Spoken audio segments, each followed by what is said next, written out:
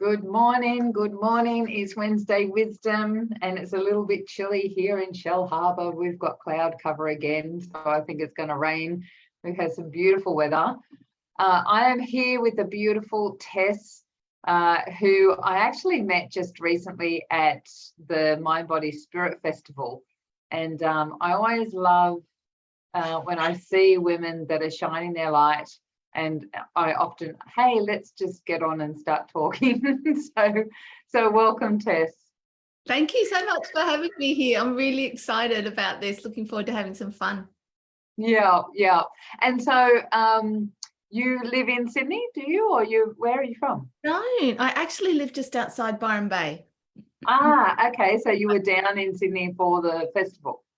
Yeah. Okay. That's right. And we are talking about, following your heart and all of the beautiful things that on a spiritual level, we sort of know, right? But how do we implement it and how do we stay in that flow? And being an intuitive and quantum alignment consultant, I'm sure you've got some amazing skill sets that you can just share with us. So let's start with asking, how did you get into this work? How did you start being attracted to doing what you're doing now? It's a really great question. I think it started in my early teens. So we're talking decades ago now. And I always had this curiosity about energy and sensing energy and the atmosphere or the frequency in a room or with people. I was always really sensitive to that. And that led me on to being more curious about things like crystals and aromatherapy and, all the really sort of accessible things. But of course, back then they weren't so much. And then yes. I kind of just did what everybody did, really. And I went out and I got a job at an office. And I used to be a cost accountant. So I just used to work in corporate and number crunching. But all the time I had this kind of other life that was happening. And it wasn't until I had one of those life-changing moments when my father passed away suddenly in 2008, my whole world turned upside down. I went through that dark night soul journey. And that actually brought me out the other side 7 years later. And it was because of that, I needed to find something to support myself through that coming out the other side. And I found an amazing modality called life alignment. And I also found a teacher who was teaching all about intuition, or what I like to call it is inner tuition, and how to access it practically and in grounded ways and run it through these really structured processes to gain more information. And so I've blended the two of them into what I call the Tess-LA Technique. And that's kind of how I got to where I am today, really, through my own personal journey and through meeting two amazing people that brought these fantastic modalities to me that just allow me to feel and sense and combine to bring this unique, bespoke, shift, transformation, metamorphosis. I love it. Yeah, absolutely. And you've got a very similar story to me. My dad died when I was 15 and 10 years and came out the other side of that process. And that's when I sort of woke up spiritually myself. So it's often these big what we catastrophic experiences that give us that, what is this, what are we doing here, who are we, what is this all about?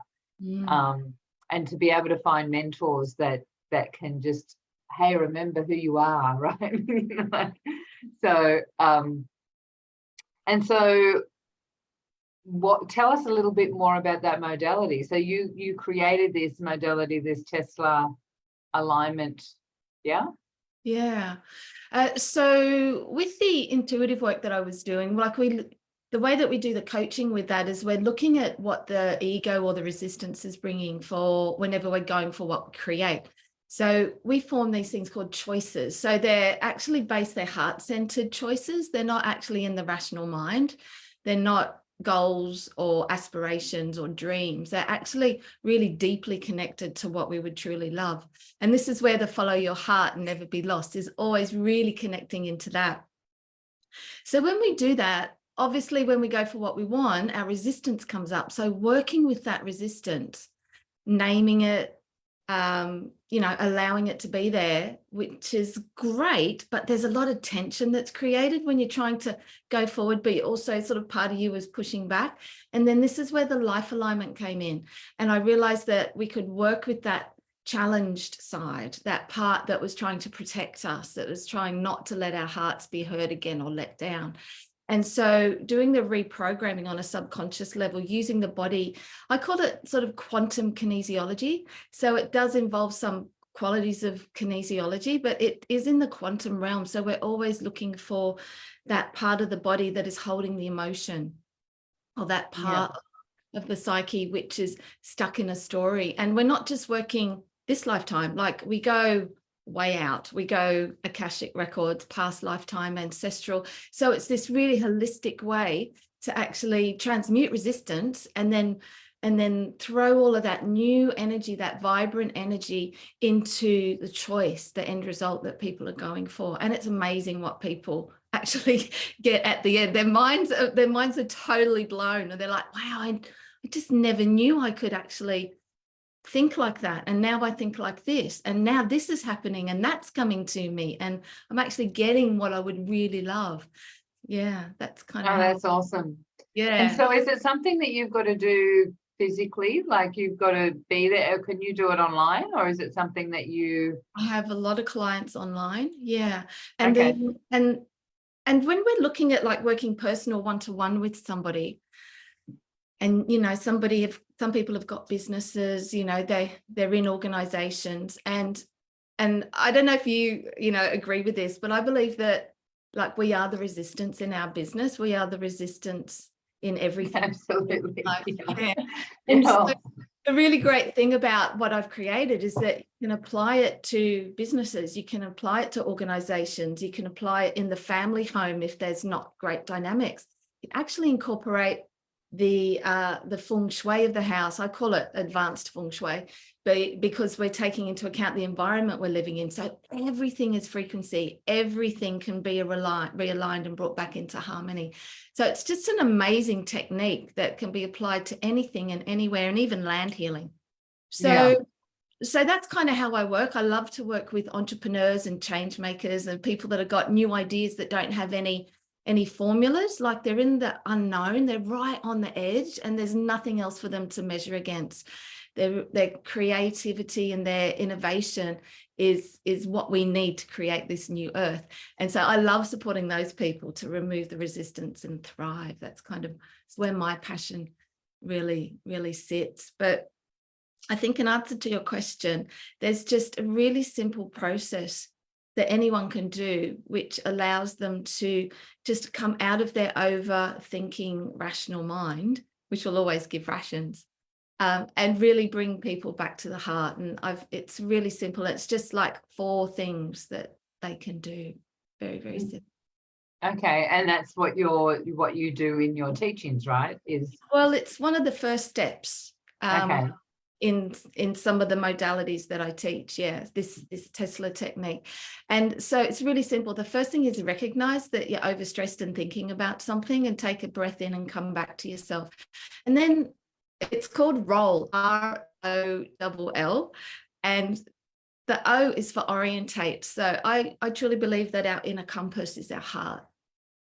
And so we're orientating back to what we would love. And it's not like, oh, I'd love chocolate. It's like, no, what deeply, truly moves your soul and gets you out of bed in the morning, like what would you love?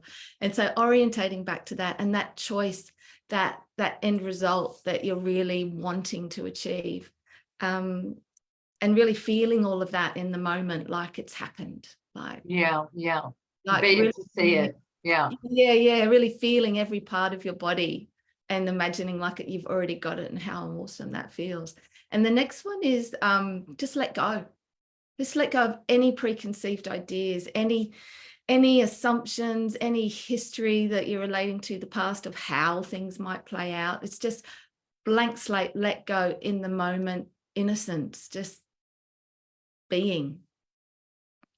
And then the next part of the other L is love. It's like, what would you love right now? Like right now. Because sometimes we might want that big thing that we're going for, but there might be something we need to do a little bit to shift our energy. Like we might need to go and have a shower or make that awkward phone call or something that might not have anything to do with our end result, you know, our choice of what we're really going for. But sometimes we need to do those little, you know, those little sideways steps and things like that, just to keep the energy moving and to really feel in and take all that with us when we take our actions. Yeah, because, you know, often what it is that we want to create is not something that happens straight away, right? So you've got to take steps towards that. What is it that you're moving towards, and how can you, you know, orientate, you know, you've put it within you. Now let's take the actions that we need to step into that. Yeah, absolutely. That's right. And then with the intuitive work, like with the intuitive style coaching, is we do like a reverse question. So we stand in that end result, and then we actually look back to where we are currently, and we ask, what did we do, or what changed? Yeah. And it's amazing what comes through when you're not trying to plan it ahead, but you're looking at what you did retrospectively from an intuitive point of view, from more information that's outside the rational mind, is what I call intuition. And the steps that I teach is how to actually get into that mindset, into the brainwave state, so that you can open to more intuitive information. And then, yeah, take the action that you took. Yeah. That's right. Absolutely. Yeah. And so do you run courses, or you just work one-on-one with people? How do you work? Yeah, so I am the founder or a co-founder of the Academy of Intuitive Mastery, and we run online trainings. And then we have we have workshops that, you know, you jump online, and so we have stuff recorded already, and then we get on and we play and practice and things and create together and support, and it's beautiful community. So I have that's part of the trainings I offer with the intuitive work. And then the other modality, the life alignment modality, I teach that. I teach it one-to-one. It depends on people want the timing. So I always work with what's true in the moment. I don't believe in setting up big structures and dates and things like that and really hammering it, because I feel that being magnetic works better for me. So and people come, and then whatever happens, and it always seems to align. So I've got the right group, and they're all creating this beautiful vortex, and we're all learning along the way. So that's fantastic. And so if people wanted to get in contact with you, Tess, how do they get in contact? Well, just jump on my website, send me a Facebook request. My website is my name, Tess-Miller-Sharp.com.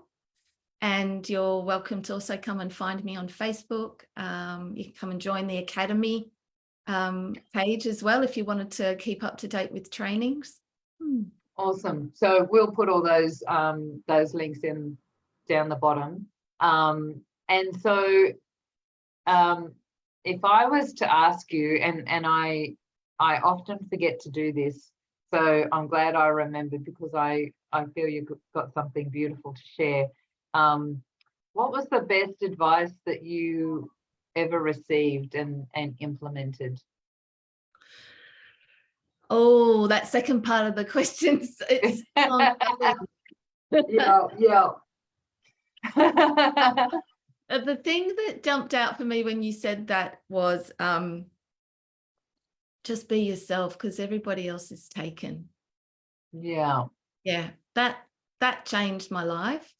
But you know, it's ongoing. It's, you know, it is, isn't it? Hey, and it's really interesting because we do similar work, and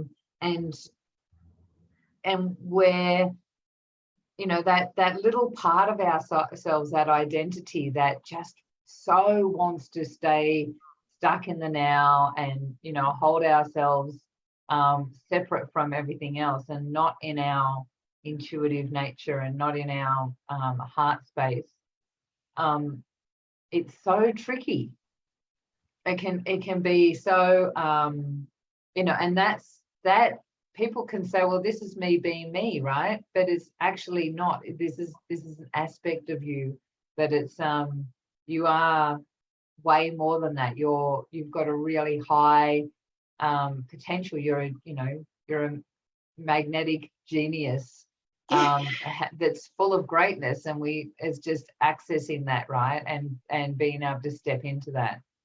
And that's why really knowing all parts of oneself, and I think that's one of the I'm not religious, but the Bible does say, know thyself. That is your mission in life. I believe that is to know yourself and know all those parts of yourself that have the steering wheel at times. And where that drive is coming from to take that action or have that thought. And that amount of awareness is the ever-present challenge, is to really know who's in the driver's seat. That little wounded part, or is it that magnificent part of you that's really, brave? And I don't believe that the comfort zone is the safe place. No. It's comfortable, but it's not safe. No. Well, I remember a client saying to me once, why is my comfort zone so uncomfortable? And it's because, often, it's the place that we're more familiar with. And so, it's being able to, when you don't know the unknown, it's scary, right? So you'd rather stay with the pain or stay with the overwhelm because that's familiar, rather than what is unknown, and how you're going to handle that unknown. So yeah, it's very interesting, isn't it? And as you were talking, I was thinking about how now is the time. You're the same as me. You've been in this spiritual, industry, if you want to call it, or journey for a long time. So you've most probably seen the same as I, this evolution just within the realms of spirituality and what it means to be spiritual or self-development and all of those things. Like you've most probably watched it evolve as I have, and where we're at now, to have all these different modalities and awakenings of actually we're not just this body, we're not, that we're so much more, and how to implement that, because we've known that for a while, but how to actually move that and clear that resistance so that we can step into our greatness.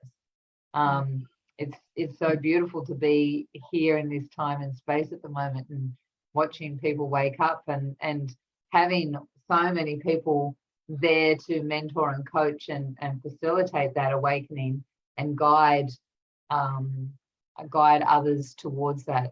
Yeah, it's a beautiful time to be on the planet, right? Oh, it's amazing. I think, you and we've probably got the same curse, which is the curse of the visionary. And we know it's possible. And we know we can see it. We know how it can go together. Yeah, we need people to play with. We need others to come on the journey. And it might have been about 5 years ago. I remember really feeling that energy of people are ready now. And I kind of tagged it as ripe for change. Yeah. With a lion roar, like really ready, really ripe for change. And then it all just sort of went quiet again. But now it's back. Yeah. Now I agree. So many people are like, I want to understand a little bit more about that. And I'm like, okay, there's this whole encyclopedia in my head of all of this stuff. Let's just go slow. Let's go gentle. And you're ready. And they're so porous. They're so receptive. They're so thirsty for it. Yeah, it's really exciting. Really. It is. And yeah, absolutely. And the thing about this that, and I'm sure that you agree, this is a practice, right? It's not a take a course and I know it now and I don't, like, it's like yoga, right? I know a yoga pose, okay, now I'll go on to the next one and never practice it again. It's ridiculous. It's not something that that any yogi would, they'd laugh at you, right? And it's the same with creation and living in your true heart center.